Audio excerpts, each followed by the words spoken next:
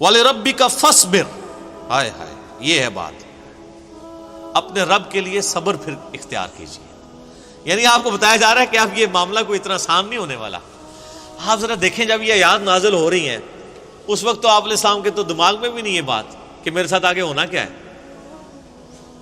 ایک شخص جو عرب کے لوگوں کی آنکھوں کا تارا ہے، جسے سب لوگ سر پہ اٹھائے ہوئے ہیں، صادق اور امین کہتے ہیں، اس کی مثالیں دیتے ہیں، اس کے فیصلوں کا احترام کرتے ہیں، اور وہ اس خاندان سے ہے جو خانہ کعبے کا متولی بھی ہے. انہوں نے زیادہ سے زیادہ کیا سوچا ہوگا میرے ساتھ کیا کر لیں گے؟ زیادہ زیادہ مسجد میں آنے پہ پابندی لگا دیں گے نا. شہر بدر کر دینا، قتل کے فتوے جاری کر دینا، یہ تو نبی علیہ السلام نے سوچا بھی نہیں تھا کبھی. اب یہ جب یہ آیات نازل ہو رہی ہے کہ آپ نے صبر کا دامن نہیں چھوڑنا، اللہ کو تو پتہ نہیں میں نے کرنا کیا ہے اپنے نبی کے ساتھ. ظاہر ہے وہ تو اللہ تعالیٰ فرماتا ہے کہ ہم نے قرآن پاک میں مضمون کئی جگہ ہے کہ ہم نے تمام نبیوں کے مخالفین جن و انس میں سے اٹھائے ہیں. اللہ تعالیٰ کہتے ہیں ہم نے اٹھائے ہیں. مراد یہ کہ جب اٹھتے ہیں تو ہم انہیں اٹھنا دیتے ہیں تاکہ یہ کشاکش ہوگی تو پھر حق اور باطل کی کشاکش کے بعد پھر سچائی کی چاشنی فیل ہوتی ہے نا. اگر پیاس ہی نہ ہو تو ٹھنڈے پانی کی قدر کیا آئے گی؟ تو اللہ تبارک و تعالیٰ نے اپنے نبی کو بھی ان آزمائشوں سے گزارا ہے. انڈیویجول آپ علیہ السلام پہ بھی بہت آزمائشیں آئیں اور اجتماعی طور پہ صحابہ اور اہل بیت پہ بھی آئی ہیں. لیکن جب یہ آیات نازل ہو رہی ہیں تو اب آپ یہ سمجھ لیں کہ یہ ابھی آپ علیہ السلام کے یعنی جو بخاری مسلم میں آتا ہے کہ آپ کے پیٹھ کے اوپر اوجڑی رکھی گئی اور آپ اٹھ نہیں سکے، یہ واقعہ نہیں ہوا. آپ کے گلے کے اندر صحیح بخاری مسلم میں آتا ہے کہ وہ ڈالا گیا کپڑا اور اتنی زور سے دبایا گیا کہ قریب تھا کہ آنکھیں ابل آتی. یہ واقعہ نہیں ہوا. طائف کا واقعہ نہیں ہوا کہ جس میں پتھر اتنے مارے گئے کہ مبارک خون سے جوتیاں بھی بھر گئیں. یہ واقعہ نہیں ہوا. پھر قتل کے فتوے کے رات کے وقت سیدنا ابوبکر کو ساتھ لے کے اور مولا علی کو اپنے بستر پہ لٹا کے آپ علیہ السلام ہجرت کے لیے نکل گئے. یہ واقعہ بھی نہیں ابھی ہوا. اور سر پر مدینے میں تو لائف ہی پوری ڈائنامک، جاتے ہی یہودی متھے مارے لگ گئے، جا کے منافقین اوپر سے کلمہ پڑھ لیا، پیچھے سے وہ یعنی جڑیں کاٹتے رہے.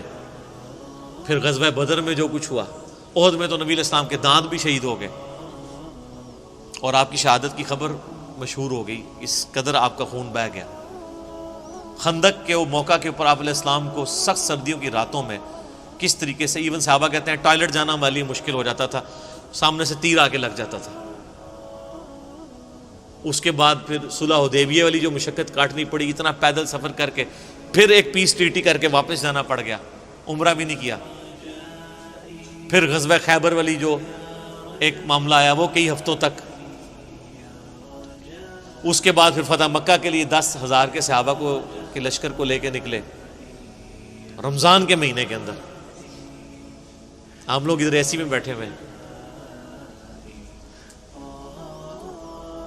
اور پھر ختم نہیں ہوا معاملہ، فوراً فتح مکہ کے 3-4 مہینے کے بعد قبیلہ حوازن کے ساتھ جو ہے وہ جنگ غزوہ حنین ہو گئی. 12,000 کا لشکر تھا. بس تکبر کے جملے نکل گئے کچھ اصحاب سے کہ ہم 313 تھے تو غالب آئے تھے، آج تو ہم ہے ہی بہت ہیں. تو قرآن کے الفاظ ہیں، اللہ تعالیٰ نے یقین کریں کہ اتنے سخت الفاظ کے اندر جسے کہتے ہیں نا میڑا مارتے ہوئے، تانا دیتے ہوئے بات کی ہے. اللہ نے فرمایا تم نے یہ بات کی، تمہیں تو کہنا چاہیے تھا اللہ کی مدد سے فتح ہوئی تھی. تو دیکھ لو جب تم نے یہ جملہ بولا تو دیکھو تمہیں راستہ بھی نہیں پھر ملا بھاگنے کا. 80 بندے بخاری مسلم میں آتا ہے نبی علیہ السلام کے ساتھ رہ گئے. صرف 12,000 میں سے 80 بندے، باقی سب بھاگ گئے. وہ سامنے سے تیر ہی ایسے لگے ان کو. وہ تیر کے بڑے ایکسپرٹ تھے قبیلہ وازن کے لوگ. اور پھر پیرلل میں جناب وہ رومن امپائر نے نبی علیہ السلام کا سفیر قتل کر دیا. آپ نے غزوہ موتا کے لیے جو ہے وہ وہاں بھی مہم روانہ کر دی زید ابن حارثہ کی سرکردگی میں. اتنے معاذوں کے اوپر پیرلل میں. اور پھر اس کے بعد غزوہ موتا کے بعد پھر وہ غزوہ تبوک کے لیے آپ علیہ السلام خود، جسے وہ جیش العسرہ کہا جاتا ہے،